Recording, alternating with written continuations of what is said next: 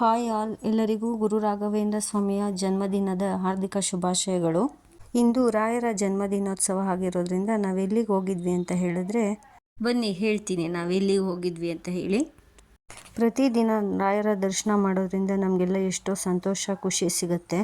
ಅಂಥದ್ರಲ್ಲಿ ಇವತ್ತು ರಾಯರ ಜನ್ಮದಿನವಾದ ಇಂಥ ರಾಯರ ಜನ್ಮದಿನದ ಪುಣ್ಯದ ದಿನ ನಾವು ರಾಘವೇಂದ್ರ ಸ್ವಾಮಿಯ ದರ್ಶನ ಮಾಡೋದು ಅಂತಂದರೆ ನಮ್ಮ ಎಷ್ಟೋ ಜನ್ಮದ ಪುಣ್ಯನೇ ಅಂತ ಅಂದ್ಕೊಳ್ಬೋದು. ಎಷ್ಟೋ ಜನಕ್ಕೆ ರಾಯರ ದರ್ಶನ ಮಾಡಬೇಕು ಅಂತ ತುಂಬ ಆಸೆ ಇರುತ್ತೆ. ಮಂತ್ರಾಲಯಕ್ಕೆ ಹೋಗೋದಕ್ಕಾಗಲ್ಲ ಎಲ್ಲರಿಗೂ. ಹಾಗಾಗಿ ಅವರೆಲ್ಲ ತಮ್ಮ ಹತ್ರದಲ್ಲಿ ಮನೆ ಹತ್ತಿರ ಇರೋಂಥ ಎಲ್ಲಾದರೂ ರಾಘವೇಂದ್ರ ಸ್ವಾಮಿ ಮಠಕ್ಕೆ ಭೇಟಿ ನೀಡಿ ರಾಯರ ದರ್ಶನ ಮಾಡ್ತಾರೆ. ಹಾಗೆ ನಾವಿವತ್ತು ಬೆಳಗ್ಗೆನೇ ಎದ್ದು ಪೂಜೆ ಮಾಡಿ ಮನೆಯಲ್ಲಿ ನಾವು ಬಂದಿದ್ದು ಹೊನ್ನಗನಹಟ್ಟಿ ಹತ್ರ ಇರೋಂಥ ಶ್ರೀ ಕ್ಷೇತ್ರ ಹೊನ್ನವ ಮಂತ್ರಾಲಯಕ್ಕೆ. ನಮಗೆ ಇಂಥ ಪುಣ್ಯದ ದಿನ ರಾಯರ ದರ್ಶನ ಮಾಡಿದ್ದು ತುಂಬ ಖುಷಿ ಆಯಿತು.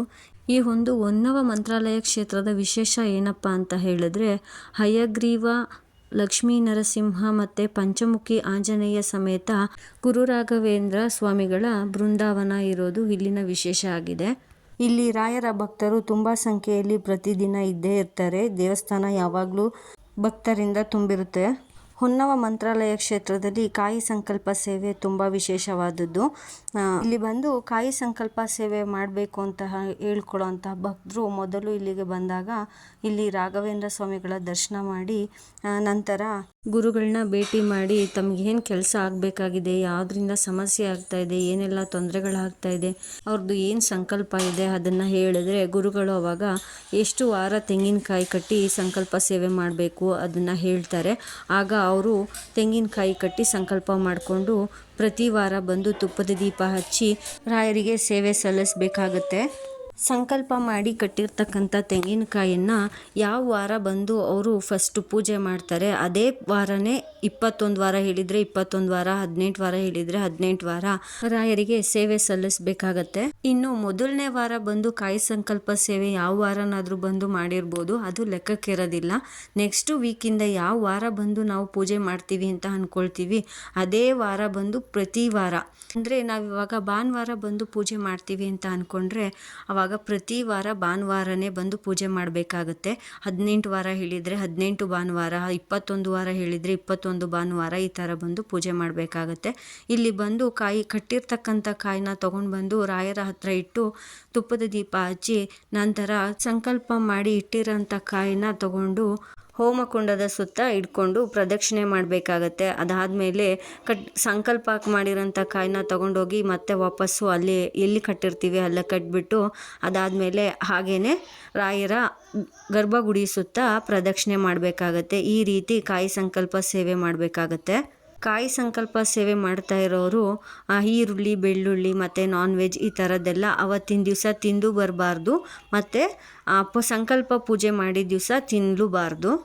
ಇದು ಈ ಪೂಜೆಯ ನಿಯಮ ಇರುತ್ತೆ. ಇನ್ನೊಂದು ಏನಪ್ಪ ಅಂತಂದರೆ, ದೂರದಿಂದ ಬಂದು ಕಾಯಿ ಸಂಕಲ್ಪ ಸೇವೆ ಮಾಡ್ತೀವಿ ಅನ್ನೋರು ಪ್ರತಿ ವಾರ ಬರಲಿಕ್ಕೆ ಆಗೋದಿಲ್ಲ.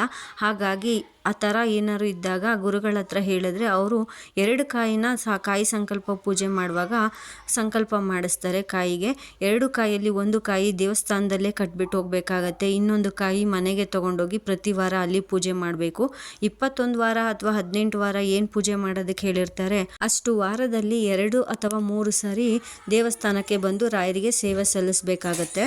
ಇನ್ನು ಎಷ್ಟು ವಾರ ಹೇಳಿರ್ತಾರೆ ಅಷ್ಟು ವಾರ ಪೂಜೆ ಮಾಡಿದ ಮೇಲೆ ಹೋಮ ಮಾಡಿಸ್ಬಿಟ್ಟು ಆ ತೆಂಗಿನಕಾಯಿನ ಹೋಮಕುಂಡದೊಳಗೆ ಹಾಕೋದ್ರಿಂದ ನಮ್ಮೆಲ್ಲ ಪಾಪಕರ್ಮಗಳು, ನಮ್ಮಲ್ಲಿರೋಂಥ ಕೆಟ್ಟದ್ದು ಏನೇನಿತ್ತು ನಮ್ಮದು ಪೂರ್ವ ಜನ್ಮದ ಪಾಪಕರ್ಮಗಳೆಲ್ಲ ಅದರಲ್ಲಿ ಸುಟ್ಟು ಹೋಗಲಿ, ಮುಂದೆ ನಮ್ಮ ಜೀವನದಲ್ಲಿ ಎಲ್ಲ ಒಳ್ಳೆಯದಾಗಬೇಕು, ನಾವು ಅಂದ್ಕೊಂಡ ಕಾರ್ಯಗಳೆಲ್ಲ ಸರಾಗವಾಗಿ ಆಗಬೇಕು ಅಂತ ಹೇಳಿ ರಾಯರ ಹತ್ರ ಸಂಕಲ್ಪ ಮಾಡಿಕೊಂಡು ಈ ಪೂಜೆನ ಮಾಡಿರ್ತೀವಿ.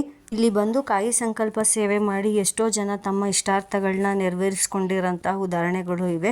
ನೀವು ಇಲ್ಲಿ ಬಂದು ನೋಡಿದ್ರೆ ಎಷ್ಟೋ ಜನ ನಮಗೆ ಇಲ್ಲಿ ಬಂದ ಮೇಲೆ ನಮ್ಮದು ಆ ಕೆಲಸ ಪೆಂಡಿಂಗ್ ಇತ್ತು, ನಮಗೆ ಕೆಲಸದಲ್ಲಿ ತೊಂದರೆ ಇತ್ತು, ನಮ್ಮ ಮಗನ ಎಜುಕೇಷನ್ದು ಸ್ವಲ್ಪ ಪ್ರಾಬ್ಲಮ್ ಆಗಿತ್ತು, ಈ ಥರ ಹೇಳೋರೆಲ್ಲ ಇಲ್ಲಿ ಬಂದು ಕಾಯಿ ಸಂಕಲ್ಪ ಸೇವೆ ಮಾಡಿ ತಮ್ಮೆಲ್ಲ ಸಮಸ್ಯೆಗಳಿಂದ ಬಗೆಹರಿಸ್ಕೊಂಡಿರೋದನ್ನು ನಾವು ನೋಡ್ಬೋದು, ಕೇಳಿದ್ದೀವಿ ಕೂಡ.